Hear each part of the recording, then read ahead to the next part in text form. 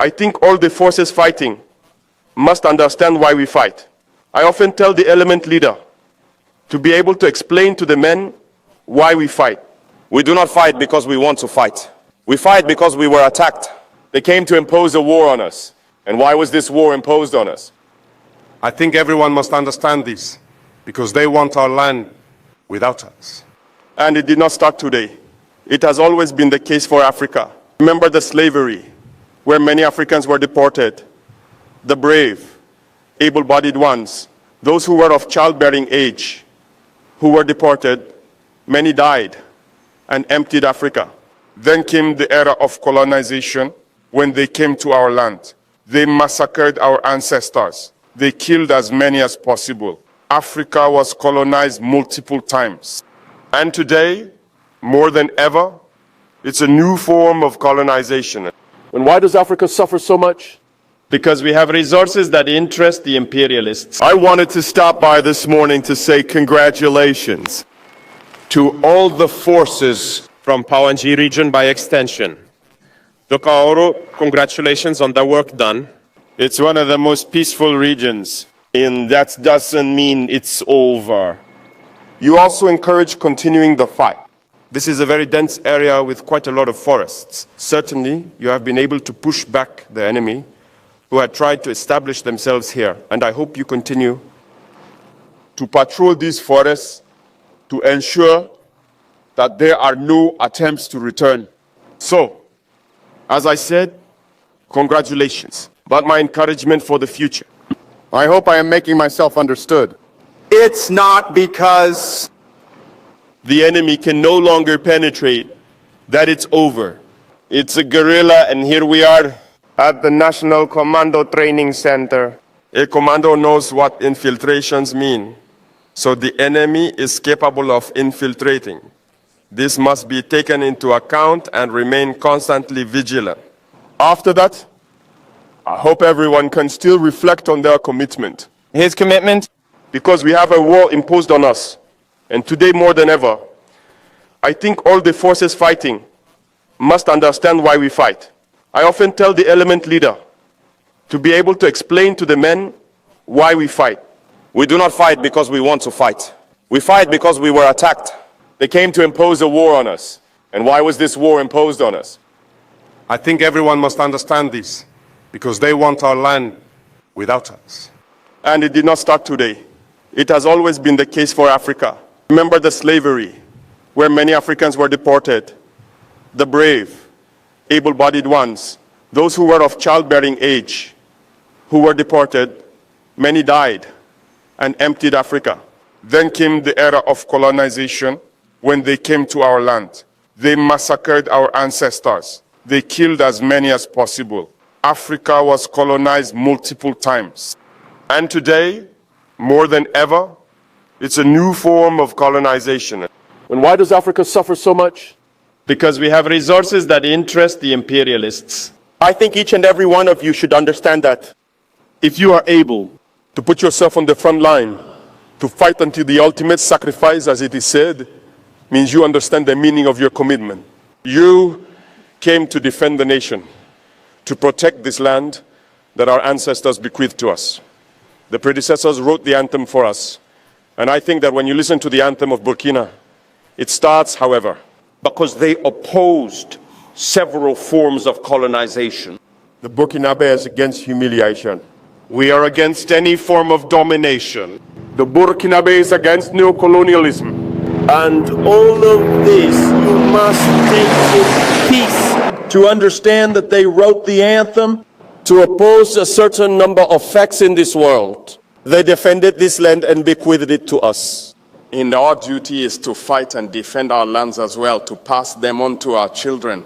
today, We fight, but not necessarily for ourselves, but for our children. Who here does not love their child, for those who have children? Everyone loves their child. If danger should come to a child, the father prefers to take the danger to spare the child. This means the father prefers to die so that his child survives.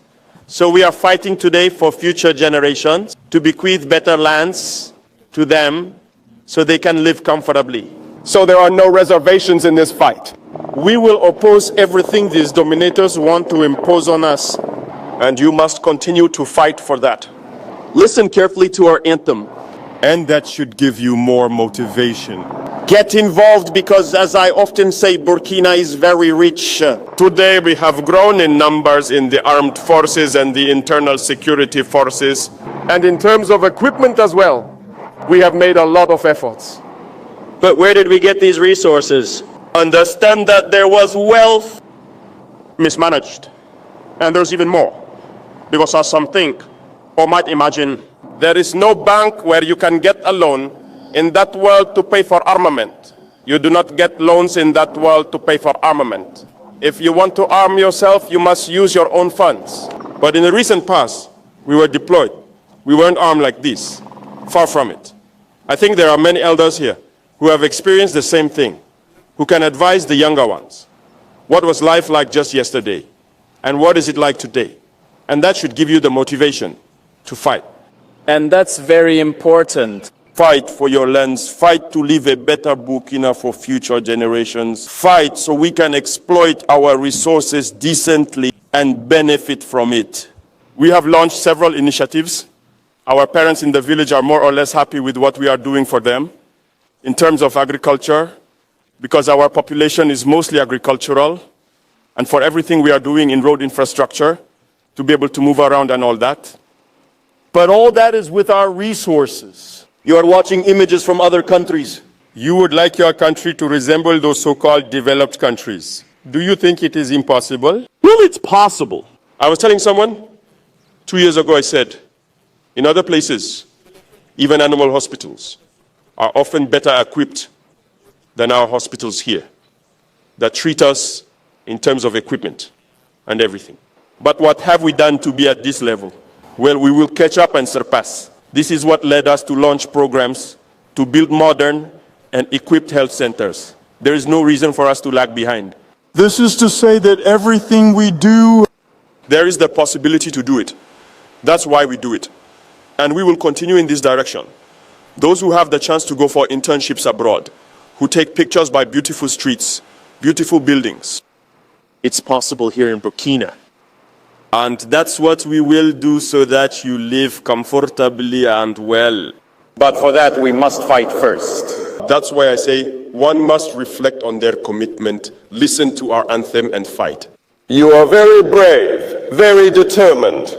But often there are these attitudes that cause you unnecessary losses, especially the use of mobile phones. Those who will prove unable to change, to put down the phone during operations, we will remove them from our ranks and we will punish them severely, because we will not allow someone's phone addiction to endanger others' lives. Can you imagine?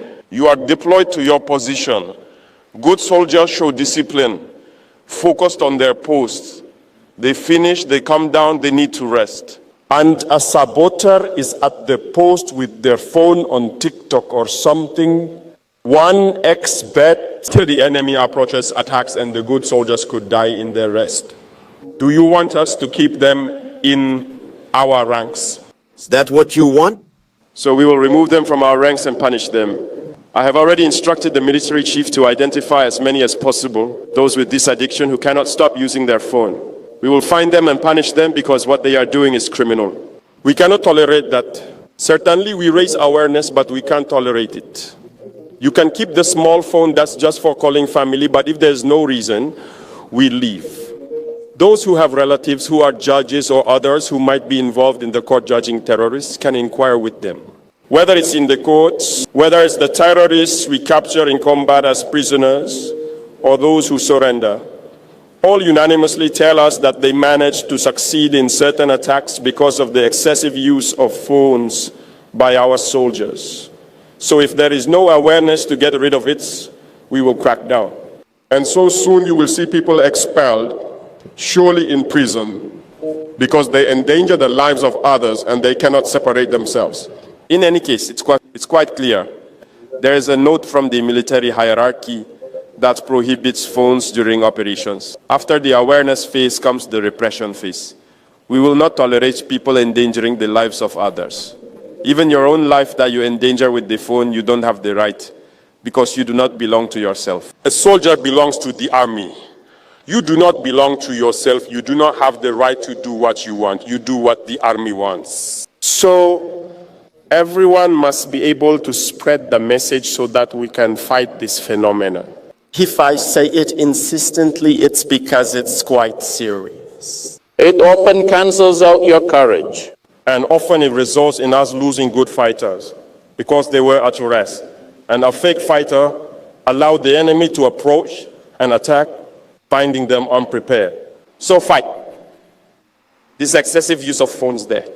And pass on the message as clearly as I pass it to you, to your comrades. I know that here you will find soldiers of all ranks. Pass this message clearly.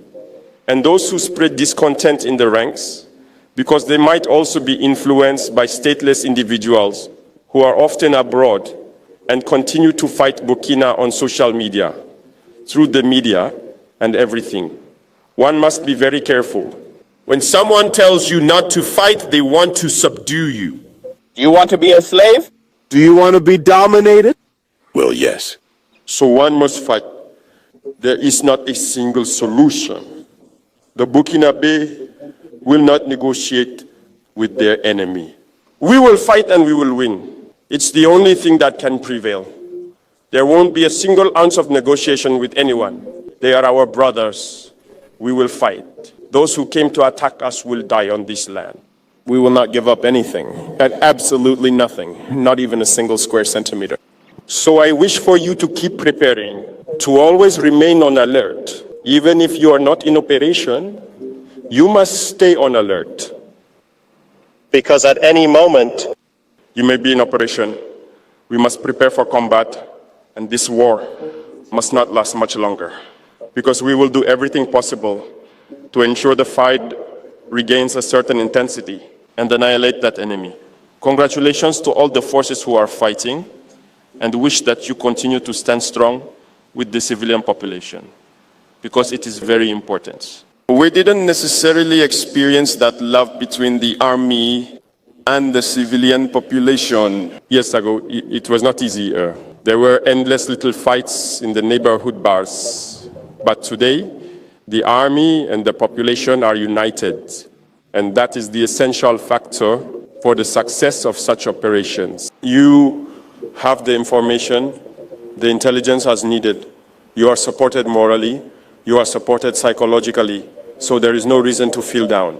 There is no reason not to push forward, not to continue. Continue to cultivate this love with the population. Continue to help them.